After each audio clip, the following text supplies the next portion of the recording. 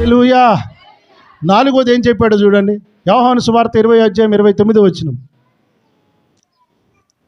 యేసయ్య లేచాడు. యేసయ్య ఎక్కడి నుంచి? సమాధిలో నుండి, మరణం నుండి లేచాడు. ఇది శిష్యులందరికీ తెలుసు. వాళ్ళందరికీ కనబడేటప్పుడు తోమా అనేటువంటి వాడు లేడు, పక్కన లేడు. హల్లెలూయా. వచ్చేసరికి బయట నుంచి వచ్చాడుగా, వచ్చేసరికి తోమానా అన్నాయ్ యేసయ్య లేచాడే. ఏంటి? యేసయ్య మరణం నుండి లేచాడా? ఆ శిష్యులందరూ యేసయ్య లేచాడు మేము చూసామంటుంటే తోమా ఏమంటాడు తెలుసా? ఎవుక అసలు చచ్చిపోయినోడు నన్ను లేస్తాడా? ఆయన ఎట్టగొట్టినారు దెబ్బలు. హలో, వినాలి జాగ్రత్తగా అమ్మా, ఇది వినాలి ముందు. ఆయన ఎట్టగొట్టినారు, ఎన్ని హింసలు పెట్టినారు, కిరీటం పెట్టినారు, శీలలు కొట్టినారు, అంత హింసించారు. నేనైతే నమ్మనయ్యా, యేసుప్రభులు వేసాడంటారు, భలే చెప్తున్నారు మీరు. అవిశ్వాసి ఎవరు? మనలో ఇక్కడ చాలామంది ఉన్నాం అవిశ్వాసులు. యేసుప్రభు దేవుడే, కానీ సంపూర్ణంగా మనం నమ్మం. మనం ఏమంటున్నాడు ఆయన? నా వేలు చాచి గాయాలలో పెట్టాలి, అప్పుడే నేను నమ్ముతా. పక్కలో బల్లెం పొడిచారుగా, ఇక్కడ కూడా నేను చేయి పెట్టాలి, అప్పుడే నమ్ముతాను అంటాడు. ఎవరు ఈ మాట అనేది? ప్రభు అంటున్నాడు అప్పుడు వచ్చి, రా చూద్దురా తోమా, దా చూడు అని తన వేలును, తన చేతులను, తన పక్కటెముకలోనికి తీసుకొని గుర్తులు చూపించి తోమాను బలపరిచాడు. అప్పుడు ఏమన్నాడు చూడండి, అవిశ్వాసివి కాక ఎంతకాలం, ఎన్ని సంవత్సరాల నుండి 3.5 సంవత్సరాలుగా నన్ను వెంబడిస్తున్నావు. చనిపోయిన వాడిని లేపాను, కుష్ఠరోగులను, కుంటోలని, గుడ్డోలను బాగు చేశాను. నేను తిరిగి లేస్తానన్న విషయం ఇంకెందుకు నమ్మడం లేదు నువ్వు? దేవునికి స్తోత్రం. అవిశ్వాసాన్ని వదిలిపెట్టాలి. విశ్వాసులమే కానీ కొన్నిసార్లు అవిశ్వాసం పోవడంలే మనకి. దేవుని మీద ఎప్పుడు అనుమానమే. నిజమో కాదు, నిజమో కాదు, నిజమో కాదు, నిజమో కాదు, యేసయ్య దేవుడో కాదు, నిజమో కాదు. అవిశ్వాసం. అప్పుడు ప్రభు వచ్చి గాయాలను చూపించాడు సార్. గాయాలను చూపిస్తే అప్పుడు నమ్మాడు ఆయన. అప్పుడు అంటాడు యేసయ్య, నువ్వు చూసి నమ్మావు, చూడక నమ్మిన వారు ధన్యులు. గట్టిగా చప్పట్లు కొడదామా? చూస్తే ఎవడైనా నమ్ముతాడు. అయ్యి చూడక. ఈ మధ్యకాలంలో మతోన్మాదులు యేసు ప్రభు గురించి ఎంత నీచంగా మాట్లాడతారు తెలుసా? వాడు మాట్లాడే మాటలకు నరాలు తెగిపోతాయి. కొన్నిసార్లు అవిశ్వాసం కూడా కలిగే ప్రమాదం ఉంది. నేను ఒకటే చెప్తాను తెలుసా, నువ్వు అనుకుంటున్న గుణలక్షణాలన్నీ నా యేసు ప్రభులో ఉన్నా నేను ఆయన గుడ్డిగా నమ్ముతున్నాను. ఆయన నా దేవుడు, నా ప్రభువు, నా కోసం చనిపోయాడు, తిరిగి లేచాడు, మరలా వస్తాడు. ఇంకా నాకు అవసరమే లేదు, నువ్వెన్ని చెప్పుకుంటా చెప్పు. నా ప్రాణాన్ని నేను సముదాయించుకుంటాను. కొన్నిసార్లు అపవాది మన విశ్వాసాన్ని దెబ్బతీస్తాడు ఈ మాటలతో. మీరు చూడండి, సాతాను చాలా తెలివైనవాడు, చాలా చురుకైన వాడు. మన విశ్వాసాన్ని దెబ్బతీయడానికి ఎన్ని ప్రయత్నాలను చేస్తాడు వాడు. నేను అంటాను, నా ప్రభువుని నేను కళ్ళు మూసుకొని నమ్ముతానురా. చెప్పండి ఈ మాట. నా ప్రభువు కళ్ళు మూసుకొని నమ్ముతాను నేను. ఒకవేళ ఆ మధ్యకాలంలో ఒక సినిమా తీశారు, యేసు ప్రభువుకి పెళ్ళి అయింది, 2 పిల్లలు ఉన్నారని. పాపము చేసేటోడు చచ్చిపోతే లేస్తాడా? హలో, మరణానికి బలమే పాపం. పాపము యొక్క బలము, ఆ మరణము కంట్రోల్ చేసి ఆ బలము దాన్ని కట్టడి చేస్తుంది. ఇప్పుడు నేను ఏమంటాను తెలుసా, నువ్వు ఎన్ని చెప్పినా, నా ప్రభు మీద నువ్వు ఎంత దుమ్ము పోసినా, నా పరిశుద్ధుని మీద నువ్వు నా విశ్వాసాన్ని చెడగొట్టడానికి ఎన్ని చెప్పినా, నేను చూడక నమ్మాను. స్తోత్రం చెప్పండి. చూసి కాదు. ప్రభు దృష్టిలో ఎవరు ధన్యులు? చూచి నమ్మిన వాడి కంటే చూడక నమ్మినవాడు ధన్యుడు. నేను ఇప్పుడు సంపూర్ణంగా చెప్తున్నాను, నా ప్రభు నిజమైన దేవుడు, ఆయన నన్ను రక్షించిన దేవుడు. ఆయన నన్ను కూడా ఆయనలాగా తన జీవములో పాలిభాగస్తుడిగా చేసి నన్ను కూడా లేవనెత్తుతాడని నమ్మే దేవుణ్ణి నమ్ముతున్నా. నేను చూసి కాదు, చూడకనే నమ్ముతున్నాను. ఇక్కడ మనమందరం యేసును చూసామా? ఇప్పుడు మనమందరం ఎవరో తెలుసా? ధన్యులమే కదా. కానీ తోమా గారి వారసులం. భారతదేశానికి సువార్త తెచ్చింది ఆయనే. ఫస్ట్ ఆయన వచ్చాడు. పాపం విశ్వాసము అవిశ్వాసము ఉన్నప్పటికీ యెరూషలేము నుండి సువార్త చెప్పడానికి భారతదేశం సముద్ర ప్రయాణం చేసి వచ్చి గొప్ప సేవ చేసి చచ్చిపోయాడండి ఆయన. ఆయన సువార్త చెప్తే మారింది ఎవరో తెలుసా? భారతదేశంలో కేరళ బ్రాహ్మణ్స్ మారారు. హలో, కేరళ బ్రాహ్మణ్స్ మార్చబడ్డారు. బ్రాహ్మణులందరూ పగబెట్టారట ఆయన్ని. అరే వీడు వచ్చి మతం మార్చాడరా, వీని చంపేద్దామని బ్రాహ్మణులందరూ ఆయనను పగబెట్టారట. ఆయనను చంపడానికి ప్రణాళిక వేశారు. చెన్నై పట్టణంలో ఆయన సమాధి నేటికి కూడా ఉంది. హల్లెలూయా. నేను పోయాను, చూశాను. ఆయనను మూడు చోట్ల పొడిచారు. మూడు చోట్ల బల్లెంతో పొడిచారు ఆయన్ని. పొడిస్తే ఆ పోతా ఉంటే పొడిచారు ఆయన్ని. హతసాక్షి అయ్యాడు ఆయన. మన చెన్నై పక్కనే. మంచి సేవకుడు ఆయన చనిపోయిన స్థలంలో మందిరాలు కట్టారు. ఇప్పుడు గొప్ప మందిరాలు కట్టారు అక్కడ. దేవునికి స్తోత్రం. చూడక నమ్మినా, చూసి నమ్మినా ఇప్పుడు ఏమయ్యాడు తెలిసి? యేసుప్రభు కోసం వచ్చి హతసాక్షిగా మార్చబడ్డాడు. హల్లెలూయా. మనం దేవుణ్ణి గుడ్డిగా నమ్మొచ్చు సార్. మనం నమ్మదగిన దేవుడు ఆయన. అంధభక్తి కాదు మిమ్మల్ని చేయమంటుంది. విశ్వాసంలో మనం ప్రభువును సంపూర్ణంగా నమ్మొచ్చు. ప్రభువు చెబుతున్న 4వ మాట ఏంటి? చూడకుండానే నమ్మండి, మీరు ధన్యులవుతారు. హల్లెలూయా, హల్లెలూయా. 5వ మాట చూపిస్తాను చూడండి. యేసు ప్రభు పునరుద్ధానుడైన తర్వాత చెప్తున్న 5వ మాట, యోహాను సువార్త 20:22 పరిశుద్ధాత్మను పొందుడి. ఏంటి? రోజున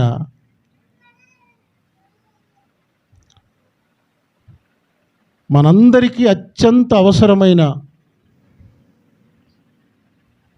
పరిశుద్ధాత్మను ప్రతి ఒక్కరు నిర్లక్ష్య పెడుతున్నారు.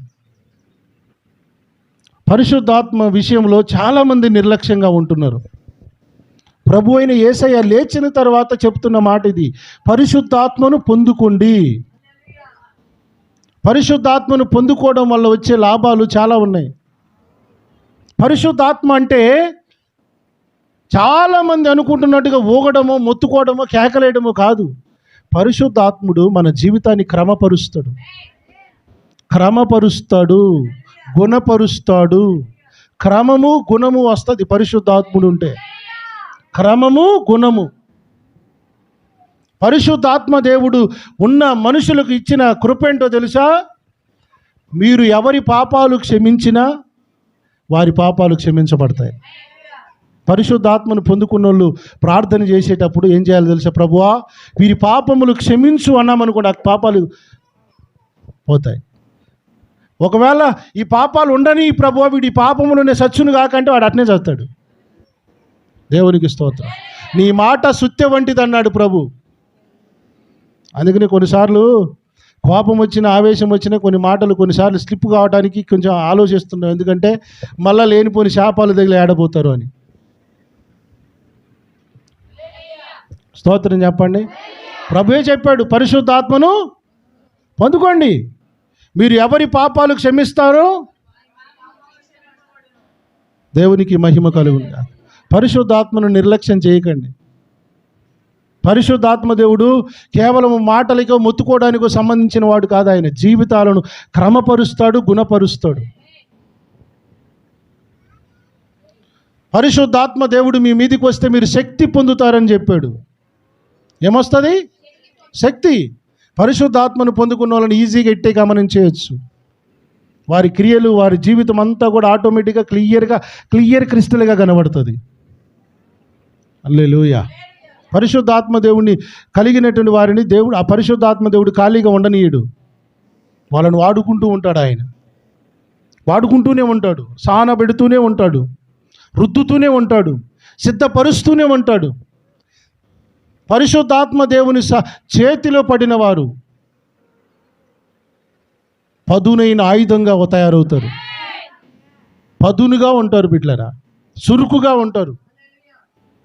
ఎన్ని సంవత్సరాలైనా ఇంకా ఈ పరిశుద్ధాత్మ అనుభవంలోనికి రాలేదు అని అంటే అర్థం ఏంటో తెలిసి ఇంకా మనం పాపంలో నిలిచామని అర్థం. అందుకే ప్రభు చెప్తున్నాడు, పరిశుద్ధాత్మను మీరు పొందుకోండి. హల్లెలూయా.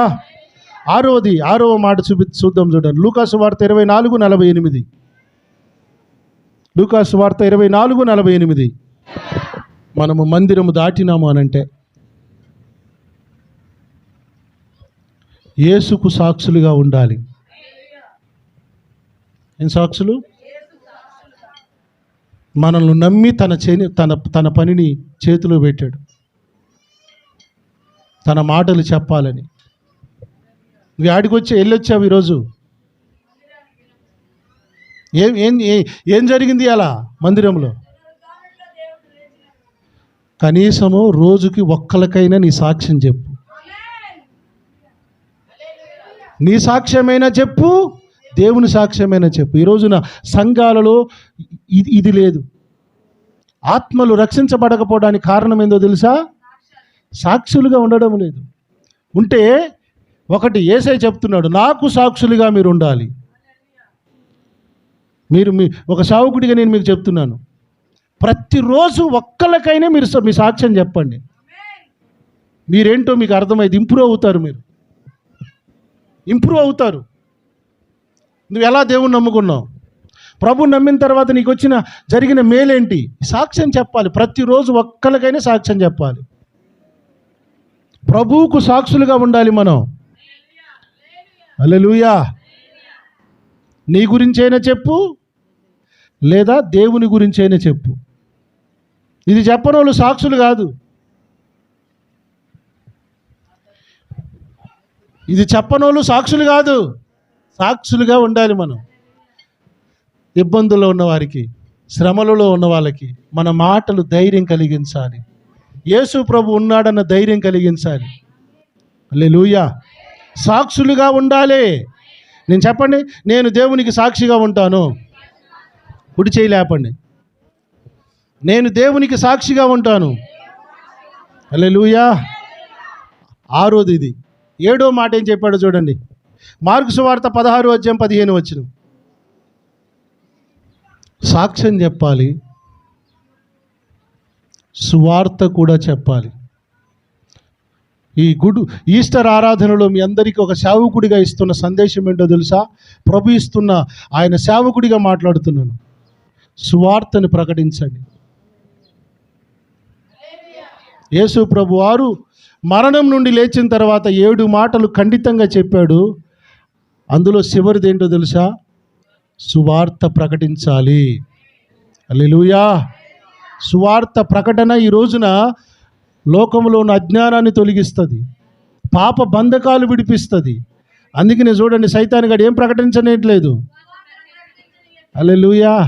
బూతు సినిమాలు వేసినా ఏమండు? హలో, బూతు సినిమాలు వేసినా ఏమండు? చిన్న పిల్లలు మందు తాగిన ఏమండు? గంజాయి తాగి పబ్లిక్లో బూతు సినిమాలు వేసిన ఎవడేమండు? పబ్లిక్లో మందు తాగిన ఎవడేమండు? కానీ యేసు ప్రభు నీ పాపాలు క్షమించాడు, ఆయన నమ్ముకుంటే నీ పాపం పోద్ది, రోగం పోద్ది అంటే, మత మార్పిడి, పరాయి మతం. ఏది పరాయి మతం? ఏది మత మార్పిడి? ఏది దేశాన్ని పాడు చేస్తుంది? ఏది దేశాన్ని బాగు చేస్తుంది? సైతానుగాడు ఎంత లాజికల్గా ఉంటాడు తెలుసా? సువార్త ప్రకటన చేస్తే దేశం బాగుపడుతుంది. హల్లెలూయా. సువార్త మనుషుల యొక్క మనసులను మారుస్తుంది. ఇది గ్రహించాడు సైతాన్ గాడు. ఏం చేశాడు తెలుసా? వాడికి అనుచరులను తయారు చేసుకున్నాడు. ఈ రోజున దేశం మొత్తం తయారు చేసుకున్నాడు వాడు. Praise the lord. దానికి పేరేంటో తెలుసా? బలవంత మత మార్పిడి. ఎవడన్నా ఇప్పుడు బలవంతంగా నేను బలవంతంగా తీసేపోయి బుడుకుని ముంచడం. ఎవడన్నా ముంచారా బుడుగున? బలవంతం అనే మాట అసలు ఎక్కడన్నా ఉంటుందా? బలవంత మత మార్పిడి. ఏడ్రా బలవంతం? సువార్త నమ్మాలి. నమ్మి, ప్రభు చెప్పాడు, నమ్మి రక్షించబడాలి. నమ్మకపోతే నీ ఇష్టం. అది అనిపించాలి. మన దేశంలో ఈ రోజున ఇది లేదు. ఇది లేకుండా పోతుంది. సువార్త చెప్పడానికి పోతే సేవకులను కొడుతున్నారు, బైబిల్ జించుతున్నారు. మొన్న దేవరకొండ పక్కనే, దేవరకొండలో సింతపల్లి అనే గ్రామంలో బైబిల్ కాల్చినారు. అంతేందుకు మన హుజూర్ నగర్లో కూడా బైబిల్ కాల్చినారు. పాస్టర్స్కి బొట్లు పెట్టినారు. ఇది మత మార్పిడి కాదా? ఇదేంటి? బొట్టు పెడుతున్నారు. మేము మతం మారి మీరు మాకు చెప్తున్నారుగా, మీకు బొట్టు పెడతామంటారు. ఇదేంటి మరి?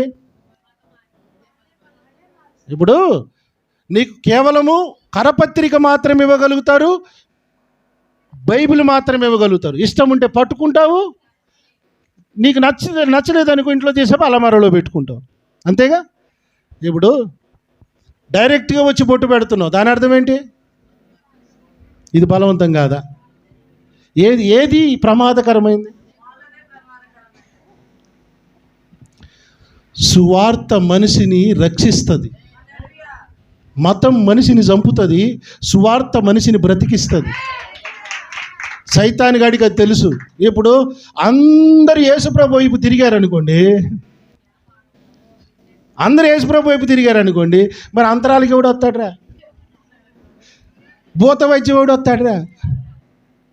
ప్రసాదానికి ఎవడు వస్తాడు? నాకంటూ మామూలు కొంతమంది ఉండాలి, మాకంటూ ఉండాలా? మరి మొత్తం మామూలు ఎత్తుకొని పోతాడా? నేను కొన్నిసార్లు సిగ్గుపడతాను. సాతాను గారిని ఎదిరించే విశ్వాసులు తయారు చేయలేకపోతున్నాం మనం. రాజీ పడిపోతున్నారు కొన్నిసార్లు. వాడిని నిలబెట్టి మాట్లాడి కూర్చోబెట్టగలిగేటువంటి స్థితి ఉండడం మనం వాడితో రాజీ పడిపోయి కొన్నిసార్లు వాడికి సెకండ్ ఇస్తున్నాం. అస్సలు మనం యాక్సెప్ట్ చేయొద్దు. అది లోక పద్ధతులను మనం ఎప్పుడు కూడా యాక్సెప్ట్ చేయొద్దు.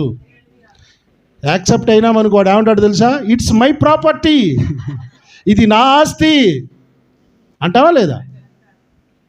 దేవుడేమో మనల్ని కొనుక్కున్నాడు, వాడేమో ఇంకా నాకుంది రైట్ ఉంది. కోర్టుకు పోతే భూమి పంచాయతీలు ఎన్ని ఉంటాయో తెలుసా? అరడుగు కాడ కూడా కోర్టులో కేసులు వేసుకొని 20 సంవత్సరాల నుంచి తిరుగుతున్నాడు అరడుక్కి. నాదంటే నాది. మరి సైతాన్ గాడు ఎన్ని పెట్టుకోవాలా? యేసు రక్తం తింటుంది నీ బిడ్డ, శరీరం తింటుంది నీ బిడ్డ. రా, ఆమెకు ఎన్ని చేస్తుంది నా పండ్లు చూపిస్తా. ఇంటికి తీసేపోయి యేసుప్రభుకి ఎన్ని చూపించుంటే అయ్యి చూడు, ఎన్ని చూస్తుంది, ఎన్ని చూస్తుంది, ఎన్ని చేస్తుంది చూడు. ఇప్పుడు కూడా నీ బిడ్డేనా?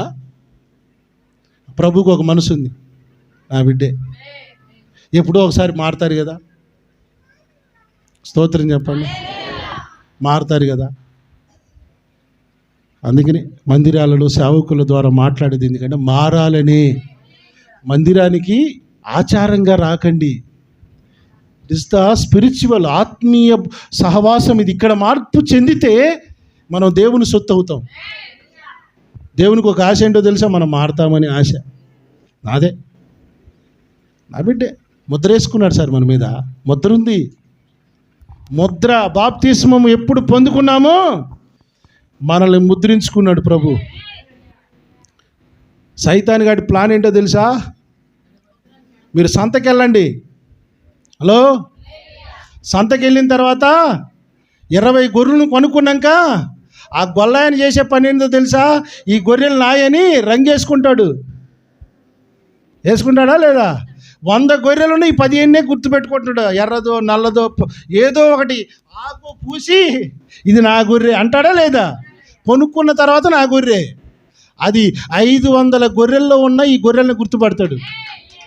ప్రభువు కూడా మనందరికీ అలా గుర్తేసాడు.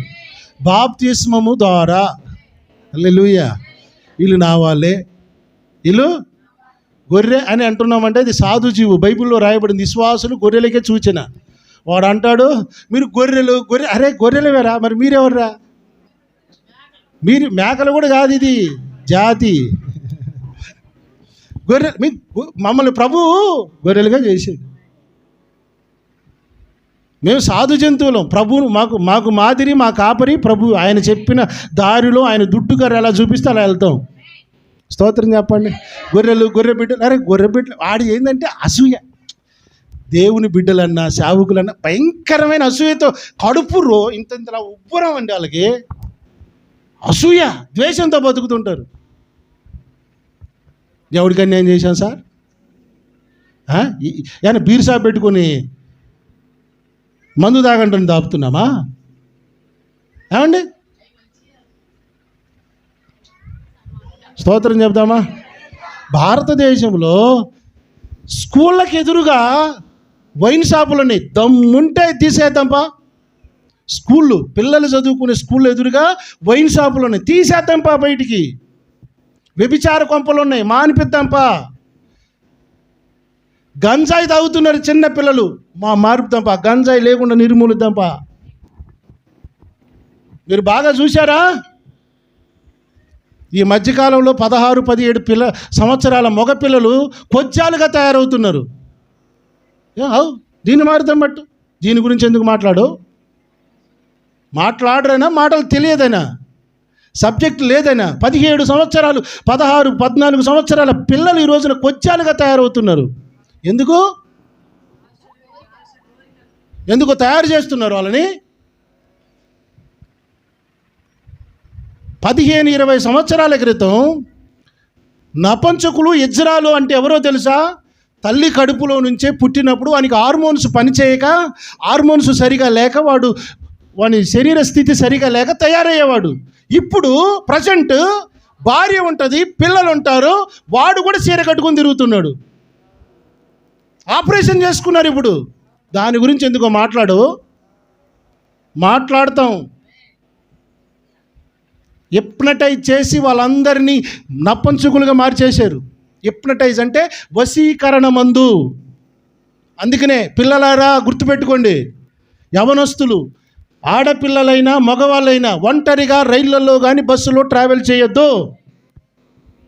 It's my suggestion. ట్రావెల్ చేయొద్దు బస్సులో కానీ రైల్లో కానీ. ఎందుకంటే ఈ దరిద్రులంతా అల్లని ట్రావెల్ చేస్తారు.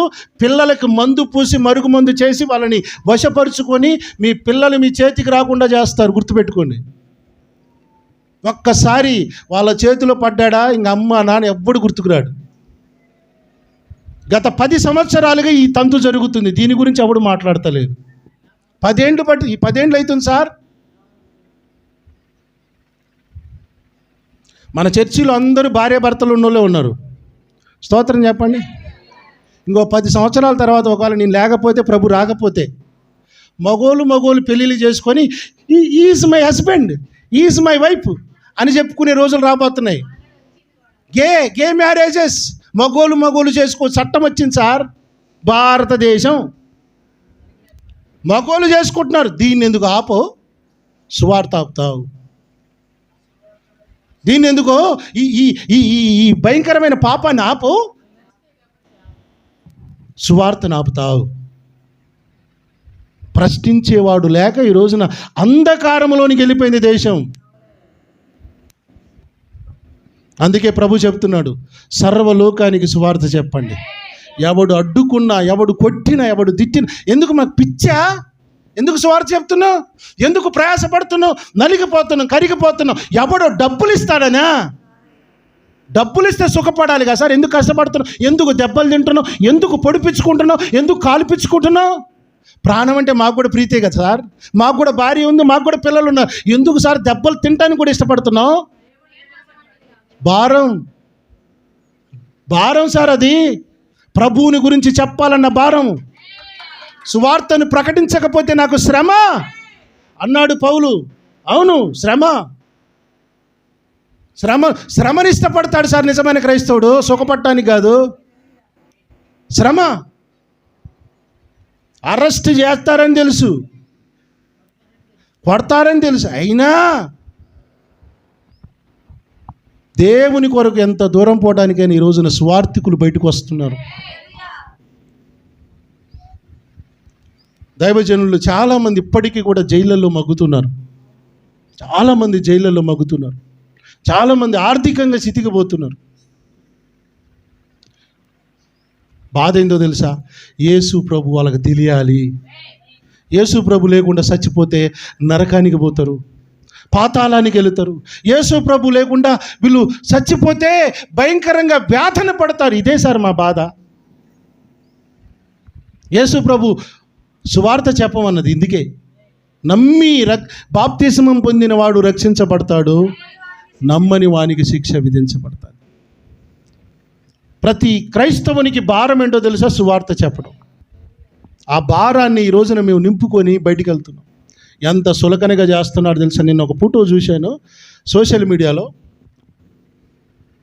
యేసు ప్రభు బొమ్మను, సిలువ బొమ్మను, ఒక దొడ్డు బొమ్మ వాడు ఒక దొడ్డుని పెట్టి మీ అందరికి గుడ్ ఫ్రైడే శుభాకాంక్షలు అని చెప్తున్నాడు వాడు ఆ ఫోటో పెట్టి. వాడికి అంత ఎట్టకారం, వాడు సర్పసంతానం. వాడు నా యేసు ప్రభు బొమ్మ పెట్టి వాడు అంత హేళనగా మాట్లాడుతున్నాడు.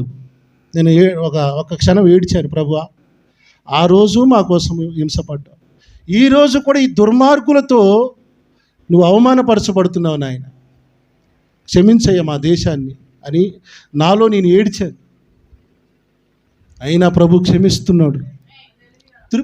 సైతాను గాడు తను మానసికంగా వాడు పైశాచిక ఆనందం పొందుతున్నాడు సార్ యేసు ప్రభుని విమర్శిస్తూ. వాడి ఆనందం కోసం ఎన్ని మాటలు అంటున్నాడంటే అన్ని మాటలు అంటున్నాడు. ప్రభువా, మా కోసం ఆ రోజు శిలువ శ్రమ సహించావు, ఈరోజు కూడా క్షమించు నాయన, మా దేశాన్ని మా ప్రజలను క్షమించు ప్రభు. నేను చేసే ప్రార్థన ఇదే. ప్రభువా, వీడు నాశనమైపోవాలని ప్రార్థన చేస్తే ప్రభు ఏమన్నాడు? మీరు క్షమిస్తే క్షమాపణ కలుగుతుంది, పాపాలు ఉండాలని ఉంటే ఆ పాపాలు అలాగే నిలుస్తాయన్నాడు. అని దేవుడు మాకు ఆ ప్రార్థన నేర్పలేదు. శత్రువును కూడా క్షమించండి, ప్రేమించమని నేర్పాడు. దేవునికి మహిమ కలుగునుగాక. ఆ ప్రేమనే ఈ రోజున ఎన్ని మాటలన్నా సహిస్తున్నాం. మీకు తెలుసా, ఒక మంచి కొట్టు బిజినెస్ అవుతుంది అనుకోండి, దాని ఎదురుగానే ఇంకొక షాపోడు ఉంటాడు. వాడు ఏమంటాడు తెలుసా? వాడు దొంగ సరుకు తెచ్చి అమ్ముతున్నాడు అంటాడు. వాడు సేమ్ అమ్ముతాడు, కానీ ఆ బిజినెస్ను ఓర్చుకోలేక వాడు ఏం చేస్తాడు తెలుసా? అది మంచిది కాదు, అది దొంగ వ్యాపారం. యేసు ప్రభువుని గురించి ప్రపంచంలో 196 దేశాలు మంచిగా మాట్లాడుతున్నాయి. 196 దేశాలలో క్రిస్టియానిటీ ఉంది. ఈ రోజున ఆయనను పట్టుకొని ఎన్ని నిందలు, ఎన్ని హింసిస్తున్నారు తెలుసా? అయినా అగ్నికి సెదలు పడుతుందా? హల్లెలూయా. చాలామంది సేవకులు నాతో మాట్లాడుతుంటారు, బ్రదర్, ఒక రోజున మనం అందరం బయటికి రావాలి, మాట్లాడాలి, ఇవన్నీ అజ్ఞానం మీద మనం పోరాడాలని మాట్లాడతారు కానీ అసలు కాడికి వచ్చేసరి బయటికి రారు. భయం. ఎందుకో తెలుసా? భార్య ఉంటుంది, పిల్లలు ఉంటాయి, బ్యాంక్ బ్యాలెన్స్లు ఉంటాయి. ఇవన్నీ ఎవడు ఆపరేట్ చేయాలి? నాకు ఏం లేవు, ఎన్ని పట్టింపులు ఏం లేదు. ఎప్పుడు ప్రభు పిలిచి వెళ్ళిపోవాలి ప్రభు పని కోసం. కొంచెం వెనక ముందు అందరం వస్తాం, ఆడికే అక్కడనే కలిసేది. హలో, వెనక ముందు అందరం ఆడనే కలిసేది. ఏం చింత లేదు, దిగులు లేదు. ప్రభు పని చేయాలి, సువార్త ప్రకటించబడాలి. హల్లెలూయా. ప్రభు చెప్పిన ఈ కమాండ్మెంట్ చివరి ఆజ్ఞ ఏంటో తెలుసా? సువార్తను ప్రకటించండి. అమ్మా, గుర్తుపెట్టుకోండి, ఎన్ని తిట్టినా నీ దేవుని ప్రేమ గురించి చెప్పు. ఎంత కొట్టినా యేసు ఏం చేశాడో మంచితనం చెప్పు. వ్యభిచారులు మార్చాడు, దొంగలు దొరలయ్యారు. యేసయ్యా నీవు మాట్లాడితే నేను బ్రతికి ఉన్నాను, బ్రతుకుచూ ఉన్నాను. బలహీనమైన నేను బలము పొందుకున్నాను. మాటలే రాని నాకు పాట పాడుచున్నాను. యేసయ్యా మాట్లాడు, యేసయ్యా మాట్లాడు, మాట్లాడు, మాట్లాడు, మాట్లాడు, నాతో మాట్లాడు. మాట్లాడే దేవుడా నాతో మాట్లాడు, నాతో మాట్లాడు ప్రభువా. ఒకసారి నీవే మాట్లాడు యేసు, ఇంకొకసారి. యేసయ్యా నీవు మాట్లాడితే కుంటివారు నడిచారు, గుడ్డివారు చూశారు, వ్యభిచారులు మారారు, దొంగలు దొరలైనారు. ఎండిన ఎముకలన్నీ కదిలి నాట్యమాడాయి. ఎడారిలో నీళ్లు ఉబికి పొంగి పొరలి పారాయి. యేసయ్యా మాట్లాడు, యేసయ్యా మాట్లాడు, మాట్లాడు, మాట్లాడు, నాతో మాట్లాడు. మాట్లాడే దేవుడా నాతో మాట్లాడు, నాతో మాట్లాడు ప్రభువా. ఒకసారి నాతో మాట్లాడు ప్రభువా, ఇంకొకసారి. ఆమేన్, హల్లెలూయా. యేసయ్య మాట్లాడితే దొంగలు మారారు, దొరలయ్యారు, వ్యభిచారులు మారారు. హల్లెలూయా. ఆయన మాట్లాడితే బ్రతుకులు మారుతాయి బిడ్డ. అందుకని ఆ మాటలను బయటికి రాకుండా కంట్రోల్ చేస్తున్నాడు అపవాదిగాడు. మనం ఆపాలా? మనం మాట్లాడుకుంటుందామా? ప్రభు ఏం చెప్పాడు? సువార్త ప్రకటించండి.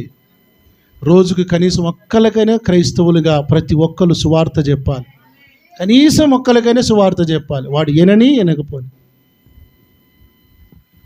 వినకపోని, వినకపోని. ఇది అవసరం, అత్యవసరం. ప్రభువుని గురించి లోకం వినాలి, విని మారాలి. ప్రభు ఏంటో తెలుసుకోవాలి. ఆయన రక్షణ ఆనందం ఏంటో లోకానికి తెలియాలి. సాక్ష్యం చెప్పు, ప్రభు సువార్త చెప్పు. దేవునికి మహిమ కలుగునుగాక. ఈ పునరుద్ధాన ఆరాధనలో దేవుని సేవకుడిగా మీకు ఇస్తున్న సందేశం ఇదే. దేవుడు మిమ్మల్ని దీవించునుగాక. మీ అందరికీ సమాధానం కలుగునుగాక.